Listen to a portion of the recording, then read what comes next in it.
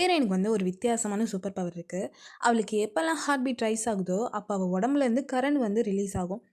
இதனாலேயே அவளோட லவ்வ வந்து அவனோட க்ரஷ் கிட்ட சொல்லாம இருக்கா. எங்க இவ லவ் சொல்ல போய் அவனுக்கு ஏதாவது ஆயிருமோ அப்படின்னு சொல்லி தான். தூரத்துலேருந்து பார்க்குறதோட சரி, அதோடயே நிறுத்திக்கிருவா. ஒரு நாள் என்ன ஆகுது, கிளாஸ் ரூம்ல எல்லாருக்கும் நோட் புக்க வந்து எடுத்து குடுக்குறா. அப்போ ஒரு பொண்ணுகிட்ட ஒரு புக் வந்து ஒரு பையனோட புக் வந்து போயிடுது. அந்த பொண்ணு அத பிரிச்சு பார்க்குறா. அதில வந்து பார்த்தீங்கன்னா காமிக் இருக்கு. அந்த ஸ்கூல்லேயே பாப்புலரான பொண்ணு அவ. அவள பத்தி தான் அந்த காமிக் இருக்கு. அதாவது என்னன்னா, அவனுக்கு வந்து இந்த பொண்ண பிடிச்சிருக்கும். அத பத்தி தான் அது ஏதோ வரைஞ்சு வச்சிருப்பான். இந்த விஷயம் அந்த பொண்ணுக்கு தெரிஞ்சு போச்சு.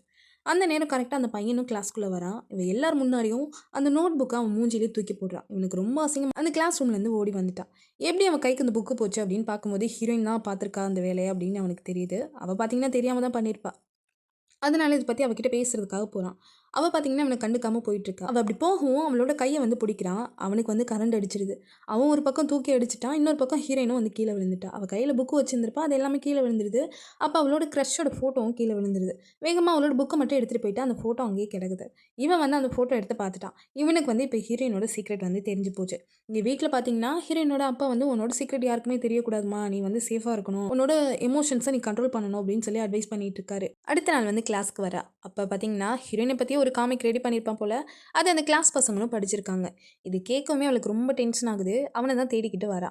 அவன் பார்த்தீங்கன்னா, பிரிண்டர்ல மறுபடியும் ஒரு காமிக் ரெடி பண்ணி, அதில வேற இவளோட க்ரஷோட ஃபோட்டோ வச்சு வேற பிரிண்ட் எடுத்துட்டு இருக்கான். இத பார்த்ததுமே வேகமா அவன் கையிலேருந்து அந்த பேப்பர வந்து வாங்கிட்டான். அவன் திரும்ப இவ கையிலேருந்து வாங்கும்போது, திரும்பவும் அவனுக்கு வந்து கரண்ட் அடிச்சிருது. அதோட அந்த கரண்ட் வந்து அந்த பிரிண்டர்ல பட்டு அதுவும் ரிப்பேர் ஆகுது. அதுக்கப்புறம் அந்த பையனே புரிஞ்சுக்கிறான். ஹீரோயின் வந்து வேணுக்குன்னு பண்ணல. எதார்த்தமா அதுவா நடந்துருச்சு அப்படின்னு சொல்லிட்டு.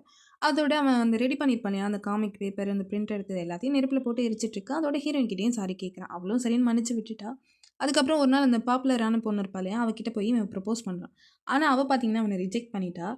அதோட இவனுக்கு வந்து ரொம்ப மனசே வெறுத்து போயிடுது. அதோட ஹீரோயின் கிட்ட வந்து அழுது புலம்புறான். "நீ என்ன எப்படியாவது கரண்ட் அடிச்சு சாகடிச்சுரு. எனக்கு வாழவே பிடிக்கல" அப்படின்னு சொல்லிட்டு. அவளும் பார்த்தீங்கன்னா, எவ்வளோ எடுத்து சொல்லி பார்க்குறேன். இவன் கேட்குற மாரி இல்ல. அவன் பார்த்தீங்கன்னா, ஹீரோயினே டென்ஷன் ஆக்கிக்கிட்டே இருக்கான். ஒரு ஸ்டேஜில கோவம் வந்து இவளே அவன அடிச்சு போட்டுறா.